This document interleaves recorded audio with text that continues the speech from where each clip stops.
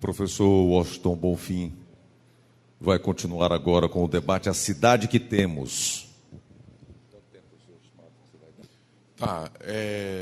Essa apresentação ela é um passo importante porque, na realidade, na própria, digamos assim, vou chamar aqui de maneira pouco adequada, o marco lógico da construção do plano diretor, você tem que partir da cidade que quer para a cidade que você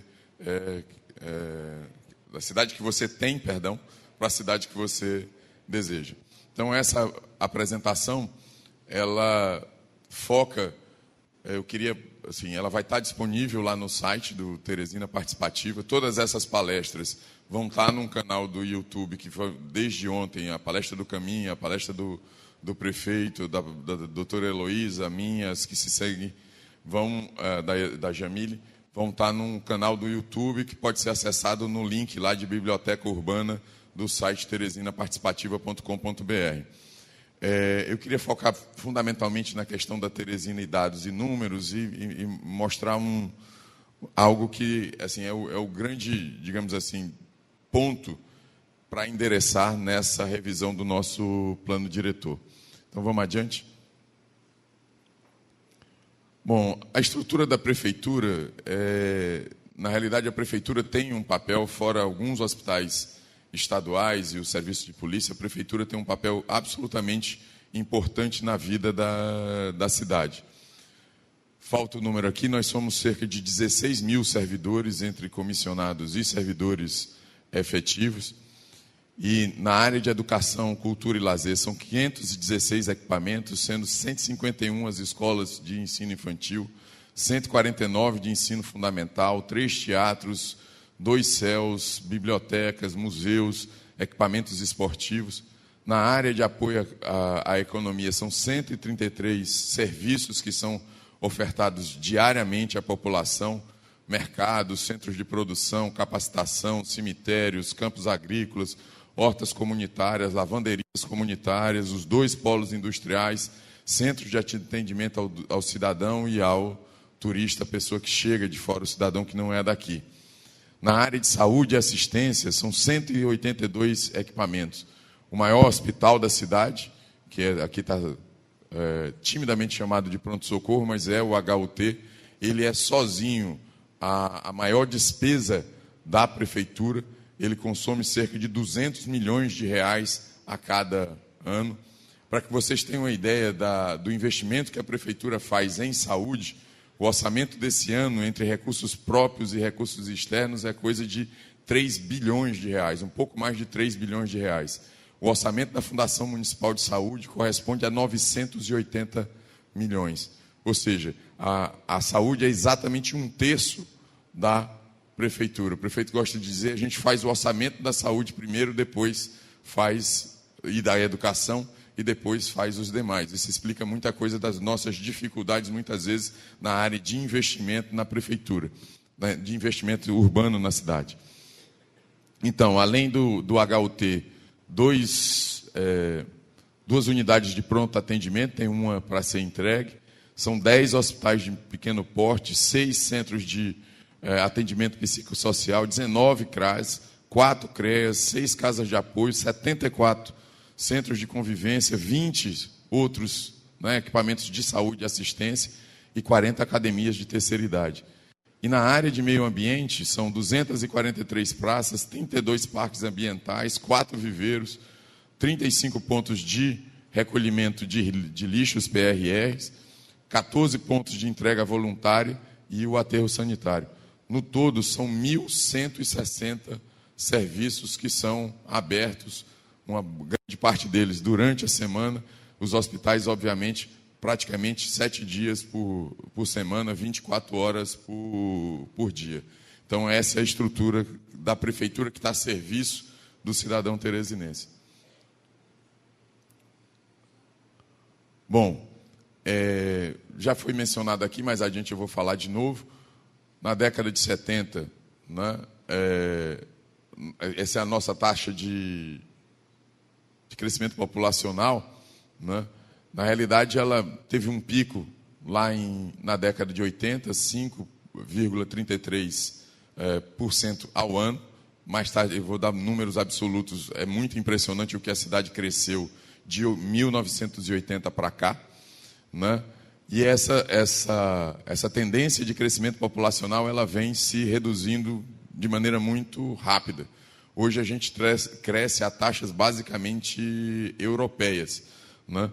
E esse é uma vantagem, né, do ponto de vista de pressão por infraestrutura, de pressão por serviços na cidade, mas do jeito que a gente está crescendo, e esse é um ponto que a gente está discutindo aqui nessa oportunidade do Teresina Participativa e quer levar essa palavra à cidade, né, a gente precisa tirar proveito dessa redução da taxa de crescimento populacional para que a gente possa aproveitar a infraestrutura urbana que a cidade já dispõe e facilitar os investimentos na melhoria dessa infraestrutura urbana. Aqui nós somos, o território da cidade é 75% rural, apenas quase 80% rural, cerca de 20% urbano, menos de 20%. Rural, não, o território. O território é mais rural do que urbano. A população é urbana, não é o contrário.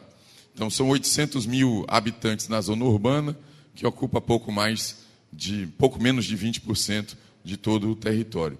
São 54, quase 53,5% a percentagem de mulheres em relação à população masculina. Adiante. Aqui a gente começa, né, nós temos uma área total de quase 1.400 quilômetros quadrados, com uma zona urbana de cerca de 263 quilômetros quadrados. Isso faz com que a nossa densidade por habitante seja extremamente baixa. São pouco mais de 600 habitantes por quilômetro quadrado. E se você considerar apenas a zona urbana, mesmo assim é uma densidade baixa, são 3.000 habitantes por quilômetro quadrado. Aquilo que o prefeito, a conta que o prefeito estava fazendo, mais ou menos 30 pessoas por quarteirão, vivem em cada quarteirão. E se você compara, por exemplo, se você pensar, cidades do nosso tamanho, João Pessoa tem 800 mil habitantes, mas só tem uma área de 211, tem uma densidade de 3.800. Natal tem 870 mil habitantes, tem uma zona, território ainda menor, 167 quilômetros quadrados, e aí, portanto, tem uma densidade maior, 5.200. E um dado que eu sempre gosto de dizer, é um dado mais ilustrativo do que um dado técnico preciso. São Paulo tem uma área de 1.500 quilômetros quadrados. É muito parecida com a nossa. E com uma densidade de quase 8.000 habitantes por quilômetro quadrado. Quer dizer, esse adensamento permite muita coisa do ponto de vista de infraestrutura, e é óbvio que nós estamos diante da Secretaria de Urbanismo da cidade, ainda tem muitos problemas. Mas o nosso passo de crescimento, né, com essa baixa densidade, pode nos trazer ainda mais problemas do que São Paulo tem hoje com essa densidade toda. Mesmo o Rio de Janeiro em área é menor do que Teresina, e tem cerca de 5.600 habitantes por quilômetro quadrado. Vai adiante. Eu não sei se dá para vocês verem direitinho, eu gosto muito desse mapa. Aqui, vamos lá. Essa linha amarela é o limite urbano da cidade em 1984. Aqui ao norte, aqui ao sul e aqui a leste. Tá certo? Então, a gente demarcou essa linha para a gente ver o crescimento da mancha urbana ao longo de 1984 para cá. Então, nós éramos 391 mil pessoas em 84. Tivemos um crescimento de 67% nos 10 anos seguintes. Passamos em 94 a 654 mil pessoas. E aí o ritmo de crescimento vem diminuindo. Em 2004, o crescimento, a taxa já baixa para 18,5%. E agora, em 2016, isso aqui é a população projetada, né, de 2004 para 2016, já só menos de 10%, dá 8,9%. Mas veja, né, o quanto a mancha urbana vai crescendo. Essa linha vermelha é o perímetro urbano que foi congelado.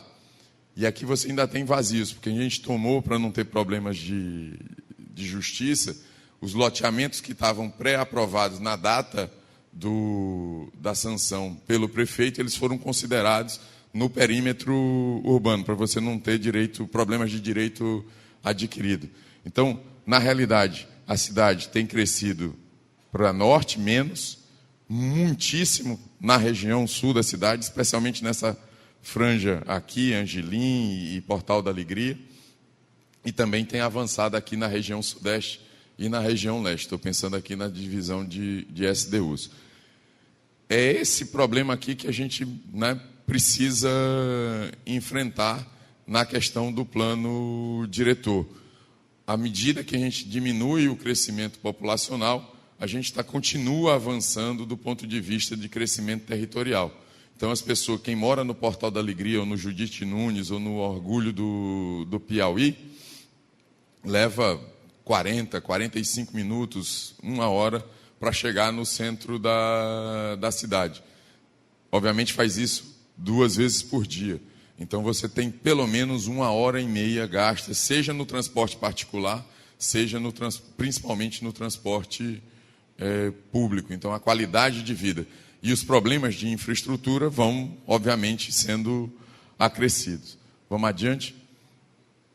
Esse mapa é também interessante. Os círculos vermelhos são os aglomerados subnormais, na realidade, as vilas e favelas da cidade.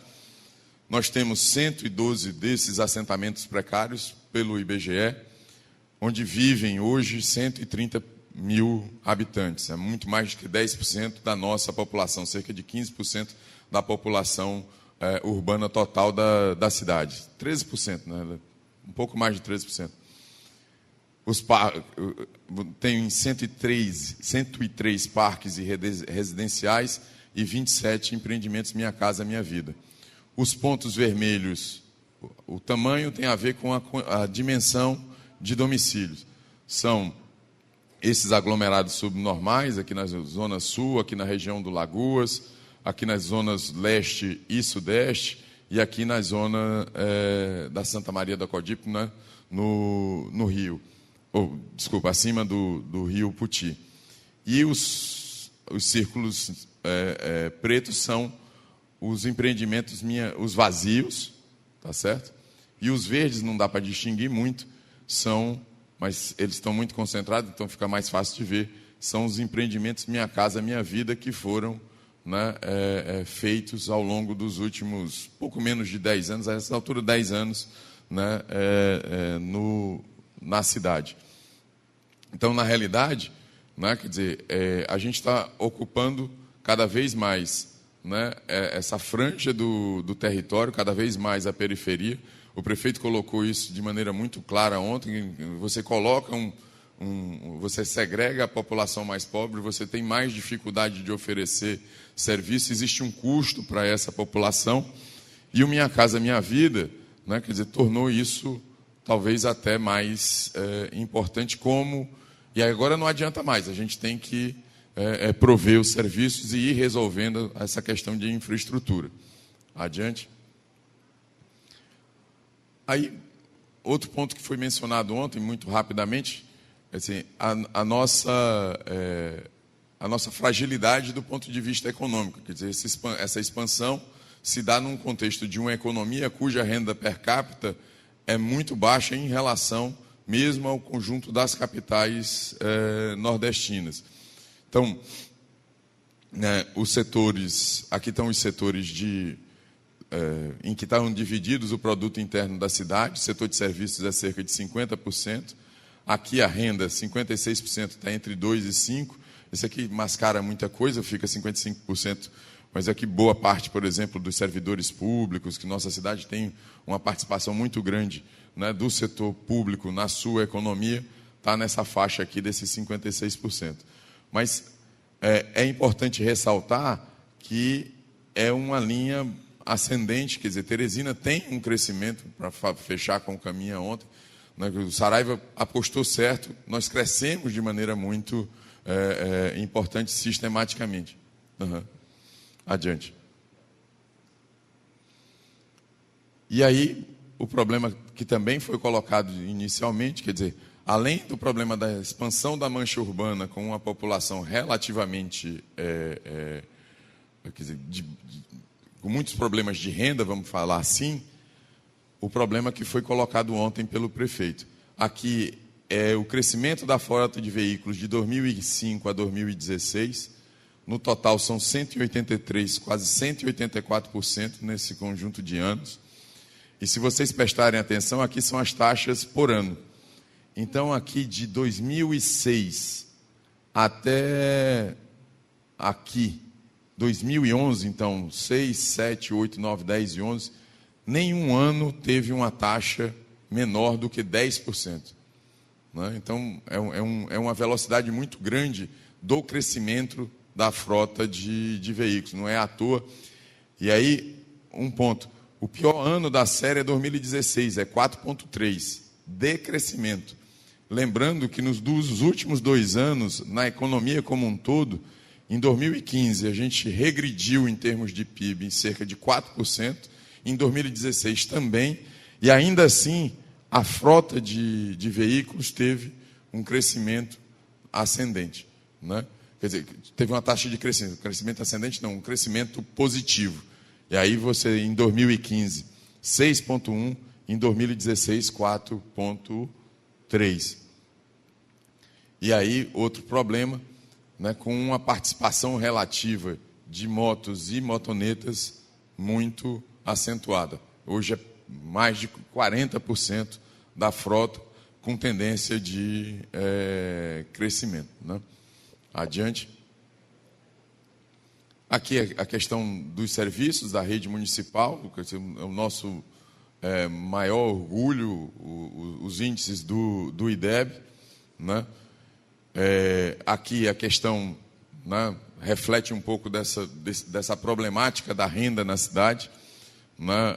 O Bolsa Família em dezembro de 2016, né, beneficiava mais de 62 mil famílias na cidade. Lembrando que nós temos cerca de 240, 250 mil domicílios, é muita coisa, né? E o valor médio dos benefícios, R$ 172,10. Então, dá uma dimensão muito grande e é uma questão importante do que foi colocado pela doutora Heloísa na fala dela anteriormente. A gente precisa pensar em instrumentos modernos para o plano diretor, mas a gente precisa pensá-los dentro da nossa realidade, para fazer com que depois, aí as gerentes de urbanismo estão quase todas aqui, não fiquem quebrando a cabeça no sentido de fazer a aprovação ou de implementar a legislação. Está aqui o André também, que a questão de gênero, no caso da gerência de urbanismo, é ao contrário, o único homem é o André. Então, está a Senira, está todo mundo aqui. Então, esse é um ponto importante, e aí as entidades comunitárias estão aqui. A gente tem que pensar o centro, tem que pensar o adensamento nos corredores, mas a gente tem que pensar de maneira muito clara a questão da prioridade das habitações de interesse social. Porque ela é, na realidade, a grande maioria da nossa habitação, né? Problemas de regularização fundiária, aí o Zé da Cruz conhece isso como ninguém, né? Balalão também. Vamos adiante, seu Elias que está ali. Vamos adiante. Aqui já foi colocado a questão do percentual de saúde, o mínimo de aplicação de investimento em saúde, o mínimo da lei são 15%. Desde 2005, essa tendência vem só crescendo, e no ano passado atingiu quase 36%, né, da receita corrente líquida do município. Então, a gente é basicamente uma prefeitura que oferece serviços de saúde para a comunidade. Se você pensar que existe um mínimo de educação, que é 25%, você soma com esses 35%, você tem cerca de 60%, né, dos recursos da prefeitura nessas duas áreas, né, educação e saúde. Adiante. E aí, aqui é um dado também interessante, não sei se dá para ver direito. Aqui acrescenta na informação sobre a nossa economia. E eu gosto desse gráfico aqui. MEI significa microempreendedor individual. Microempresa, pequena empresa. Então, na realidade, 44 com 36 são 80. Com 8, que é pequena empresa, 88. Então, 88% da nossa dinâmica econômica se dá entre microempreendedores individuais e médias empresas. O percentual de grandes empresas é muito pequeno, né? Então, a gente tem, efetivamente, uma grande restrição para pensar no urbano, para pensar no planejamento. A gente tem uma grande restrição do ponto de vista econômico. Novamente, remetendo àquilo que a doutora Heloísa falou, projetos imobiliários, projetos habitacionais, eles precisam se pôr de pé do ponto de vista econômico. Precisa ter mercado para absorver ou precisa ter subsídio público para que ele possa acontecer, né? Não existe, como dizem os americanos, não existe almoço grátis. Então, 49% é comércio, 34% é prestação de serviço, 12% indústria, a construção civil é 5% desse mercado. E essa circunstância aqui tem direto impacto sobre essa outra aqui. A arrecadação tributária per capita, ou seja, o quanto nós individualmente, né, digamos assim, contribuímos, obviamente que a conta não é tão simples assim, em termos de impostos, né, como um todo, na cidade, é R$ 421 por pessoa no ano de 2015. É a sexta menor arrecadação tributária entre as 27 capitais. Ou seja, a nossa capacidade de investimento é baixa porque a nossa arrecadação tributária também é baixa. Por isso a gente tem lançado mão, por exemplo, para fazer toda essa questão dos corredores de transporte, é praticamente 70% pelo menos de empréstimos junto ao governo federal. A parte de esgotamento sanitário, urbanização, né, reassentamento de áreas de risco do Lagoas, é empréstimo junto ao Banco Mundial. Nesses 3 dias nós estamos recebendo um outro organismo internacional que é o CAF, para continuar fazendo obras nesse sentido de sustentabilidade na cidade. Acessibilidade, calçadas, Parque da Floresta Fóssil, e Marginal Sul e por aí vai. Porque a nossa capacidade de investimento, sem recorrer a empréstimos, é muito baixa. Adiante. Aqui é aquilo que eu acabei de falar, o comparativo, né, do PIB. A gente tem um PIB comparável com João Pessoa, pouco maior do que Aracaju. Aqui é só Nordeste. E o PIB per capita também. A gente tem Maceió, tem um PIB menor, per capita menor que nós, e até Salvador também.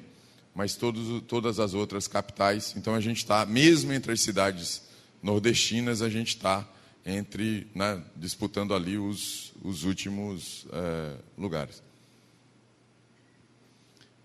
Em termos de desenvolvimento humano, né, foi também mencionado pelo prefeito ontem à noite, os índices de saúde e educação nos empurram para cima, o índice de renda nos traz para baixo.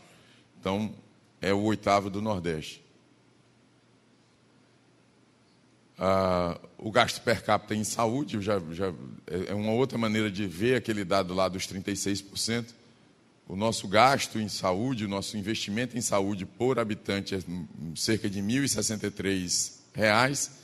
É o 3º maior entre as capitais do país. Perde para Campo Grande e para Belo Horizonte. A média das capitais é cerca de 70% da nossa média. São R$ 682. A gente investe pouco mais de R$ 1.063 por habitante, né, em saúde, dado de 2014. Aqui os índices de abastecimento d'água, né, aqui dispensa, né, uma fala muito longa sobre isso, é o nosso maior problema urbano, inclusive do ponto de vista de perspectiva de adensamento, sem coleta e tratamento de esgoto, você não não verticaliza a cidade, é condição sine qua non, né? E o abastecimento d'água é de 99%, mas todos nós sabemos das dificuldades que vivemos. Quer dizer, você tem a água, quer dizer, a tubulação chega, não necessariamente a água chega ou chega de maneira, né, recorrente, toda hora você tem água na sua torneira. E o esgotamento sanitário cresceu, mas cresceu muito pouco. Aí, mesmo comparado com as capitais nordestinas, ó, João Pessoa tem 72%, Salvador 78%, Aracaju 36%, Maceió 37%, Natal 35%. Quer dizer, em qualquer conta que a gente faça na questão de esgotamento sanitário, esse é o nosso principal problema. Vamos adiante? Aqui a questão de violência, outro item que foi tocado pelo prefeito ontem. Nós tivemos o ano de 2014, foi o nosso pior ano. De uma maneira geral, todas as capitais nordestinas pioraram nesse índice ao longo dos últimos 10 anos.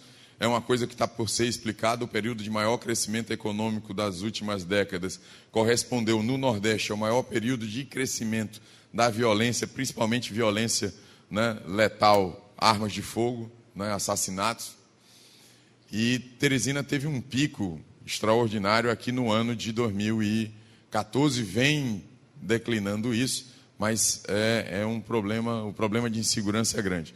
Mas ainda assim, nesse quesito, embora a gente tenha, né, crescido negativamente, vamos chamar assim, ainda é um dos menores, né? Quer dizer, Recife teve uma política muito forte nesse sentido, do ex-governador já falecido Eduardo Campos, mas todas as outras cidades, né, têm índices maiores do que a gente.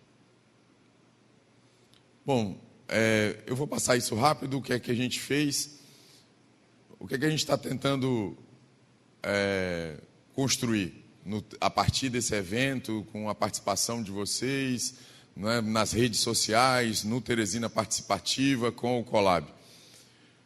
Alinhar o nosso planejamento, né, seja o PPA, seja o plano diretor, aos principais instrumentos, né, de pensamento sobre a cidade, sobre o mundo urbano no mundo. A Declaração de Quito, que estabeleceu a nova agenda urbana, os acordos de Paris sobre a questão do clima e, principalmente, a agenda de objetivos de desenvolvimento do milênio de 2030. O próprio PPA, numa parte mais técnica, nós estamos colocando todos os indicadores onde eles são cabíveis, de acompanhamento das metas do PPA, fazendo todos eles alinhados às metas dos objetivos do desenvolvimento sustentável da ONU. E aqui, uma linha do tempo, né, também. A Agenda 2015 foi feita em 2002, o plano diretor que nós estamos revisando em 2006. Aqui de 2008 a 2002, o Lagoas do Norte, o plano diretor de mobilidade, de drenagem, de turismo e o plano de habitação de interesse social.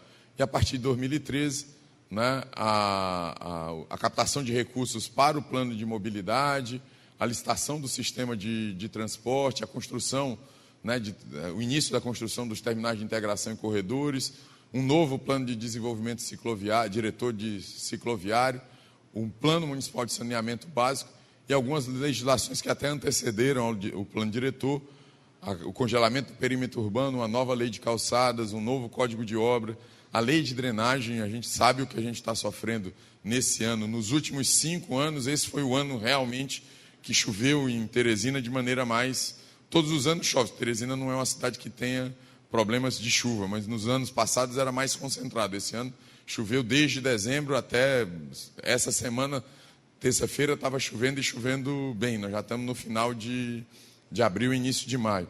E a gente sabe dos problemas de drenagem e os problemas de infraestrutura, o buraco que fica nas ruas, o crescimento de mato e por aí vai.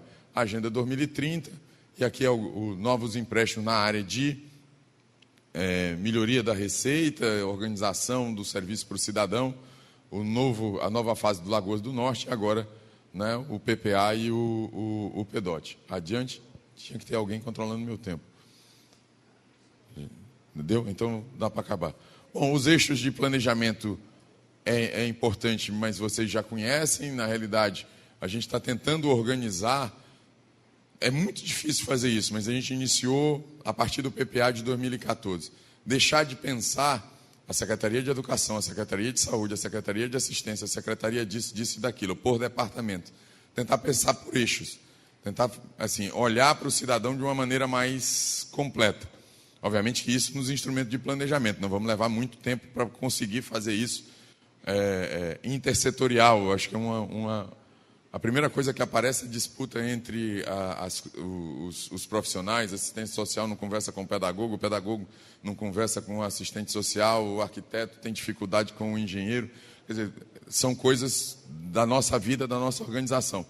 Mas a ideia básica e isso vai funcionar agora de tarde, o eixo de inclusão, o eixo de qualidade de vida, o eixo de sustentabilidade. A gente colocou as obras de infraestrutura e de mobilidade dentro do eixo de sustentabilidade, a partir daquela visão que eu já mostrei, de parar esse espraiamento da cidade, dessa mancha urbana, o eixo de produtividade econômica e o eixo de governança. Aí me remete a uma pergunta que eu não respondi, do senhor Elias. A gente pode pensar aqui no PPA, naquele apoio. É uma proposta concreta para constar no PPA e a gente abrir, a partir do ano que vem, uma rubrica orçamentária para essa questão de apoio a projetos das comunidades, né? Vamos adiante? Então, aqui pode passar, é aquilo que a gente fez nos últimos anos, em termos de educação, saúde, pode avançar. Restaurante popular, a questão dos espaços de qualidade de vida, que também foram mencionados pelo prefeito ontem, né? O curso, o Parque da Cidadania na área de cultura e patrimônio, adiante, lazer comunitário, Parentão, o Céu do Portal da Alegria, né? A questão, né, da implementação que está em andamento, né? Isso é muito ilustrativo, quer dizer, um ônibus substitui 60 carros, né? Nas vias urbanas, polui 17 vezes menos, transporta 14 vezes mais e é mais seguro do que o transporte particular. Mas também foi mencionado aqui ontem à noite, é muito importante, cada um de nós a gente tem duas coisas no nosso registro mental. A gente quer morar em casa, quanto maior o terreno, melhor, e a gente quer ter carro. E de preferência, um carro por cada membro da casa. Aí eu vou falar veículo, moto, o que for. As pessoas, a gente tem um certo... É até socialmente interessante você ter o carro, né? Quer dizer, o jeito como você compra o carro ao longo da sua vida, né? Se você passa a mensagem para as outras pessoas do seu sucesso. Então você começa com uma moto, aí compra um carro usado, 1.000, aí depois você compra um outro carro usado, né, já de um motor melhor, aí tem o ar-condicionado e não sei o quê, e você vai avançando. E nisso, né, a coletividade perdendo. Também foi citado aqui na palestra anterior, quer dizer, a gente tem que alinhar esses desejos do ponto de vista de legislação àquilo que é possível fazer do ponto de vista de compreensão da população, para você não travar a cidade e não travar principalmente os investimentos na cidade, e está provado que a gente precisa muito deles. Aqui a questão do sistema de transporte. Hoje todas as linhas são radiais, elas vão do bairro ao centro, e aí é fácil entender. Vou usar quem mora lá no Jacinto Andrade, eu moro aqui no Portal da Alegria, ele pega um ônibus no ponto final e vem até o centro da cidade. Então ele anda 20 quilômetros, 15 quilômetros. E aí ele, aqui no centro da cidade, para ele voltar para casa, ele vai ter que pegar o mesmo ônibus para deixar basicamente no mesmo local. A ideia é que os terminais de integração, né, façam essa divisão. Você tenha o ônibus que leva ao terminal de integração e do terminal de integração você chega em outros ônibus nesses corredores que a gente está construindo no centro. O que vai acontecer? Eu saio mais rápido do terminal de integração e chego do centro mais rápido. Eu não preciso esperar o meu ônibus do meu local. Eu preciso esperar o ônibus do terminal que vai para lá. E lá eu espero o ônibus, né, que vai para o bairro. aí essa função. Você vai ter linhas alimentadoras, as linhas troncais, que são essas azuis. Aqui está sendo construída aqui o corredor da Gil Martins, já está feita a ponte e o terminal lá do outro lado, do lado da Fundação Bradesco. Mais adiante você vai poder andar entre os terminais sem precisar vir ao centro. Então essa é a racionalidade desse novo sistema que a gente iniciou a implantação no final do ano passado e vai levar pelo menos mais 2 anos estruturando à medida que as obras acabem de cada uma das regiões. Adiante. Bom, pode passar. A ponte Anselmo Dias, está aqui do lado. Aqui as obras do Lagoas, pode ir passando. O caminhão verde, os pontos de resíduo na questão de meio ambiente. Né? Aqui, eu já mencionei isso aqui, quer dizer, para fazer tudo isso, para fazer esse planejamento, essa mudança do planejamento urbano e consolidar em termos de legislação no plano diretor, né, a gente está fazendo recursos. Os urbanistas sempre me criticam. Mas vocês começaram do jeito contrário, vocês tinham que ter feito o plano diretor e depois a legislação. Mas o mundo real nem sempre se adequa à legislação. Eu precisava, né, de alguns elementos, por exemplo, a batalha que foi com o plano de drenagem, transformar a lei de drenagem, quer dizer, o plano diretor de drenagem numa nova lei de drenagem. A batalha que foi o IPTU progressivo e a gente andou pouco, né? E precisava principalmente da sensação visual, né, do novo sistema de transporte. Ele ainda não está funcionando. Eu sei que você da região sudeste tem críticas ainda, mas a gente precisava ter a visão do que vai ser para poder validar e ter condições de explicar melhor. E isso tem um custo enorme para a cidade, né? Em financiamentos contratados nos últimos anos foram 635 milhões de reais. O Lagoas, 308 milhões de reais. Esse financiamento bem aqui é basicamente todo o sistema. Só a ponte Anselmo Dias foram 62 milhões de reais, mais cerca de 10. Essa parte aqui é para estar terminada o ano que vem. Em quantos anos foi o investimento? Não, são várias operações de créditos, algumas delas... os de FGTS tem coisa que a gente já está pagando, porque tem carência de 24 meses. Pronto, vamos adiante. Senão, os repasses de OGU também, a grande maioria, para o sistema de transporte, 221 milhões de reais. Esse análise no Ministério do Planejamento, na realidade, não está mais em análise no Ministério do Planejamento. Nós já estamos negociando com a CAF. Como eu falei, nós estamos em missão. De tarde eu não vou poder estar aqui, porque eu tenho que acompanhar a missão do banco.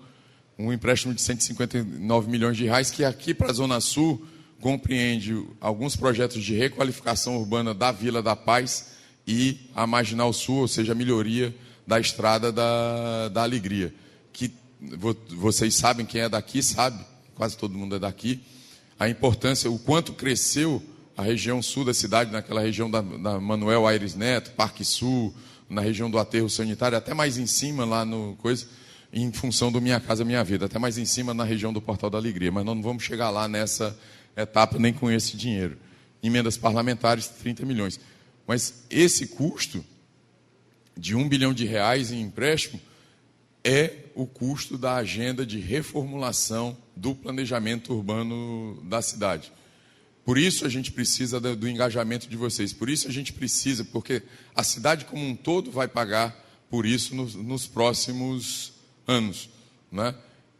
O objetivo é o que é? Uma cidade mais sustentável, mais inclusiva, mais densa, em que os serviços públicos funcionem melhor. É esse o objetivo geral. Vamos adiante? Bom, pode passar a área de qualificação. A Samara vai brigar comigo, a criação do balcão do trabalhador. Vamos adiante. Na zona rural, 28 quilômetros de pavimentação asfáltica, abastecimento d'água para 3.200 famílias, apoio à produção agroecológica, que é um sistema de abastecimento d'água. A agenda de planos que foram feitos nos últimos anos, com participação. Adiante. A questão interna à prefeitura, vamos adiante. e eu paro por aqui. A partir da tarde, vocês vão estar divididos nos grupos, com o apoio do pessoal da Prefeitura, fazendo essas demandas. Essa apresentação, na realidade, é para indicar um pouco os caminhos que a gente percorreu até aqui e, novamente, contar com a colaboração de vocês para os caminhos que a gente tem que percorrer nos próximos 4 anos em termos de investimento, nos próximos 10 anos em termos de planejamento urbano. Obrigado.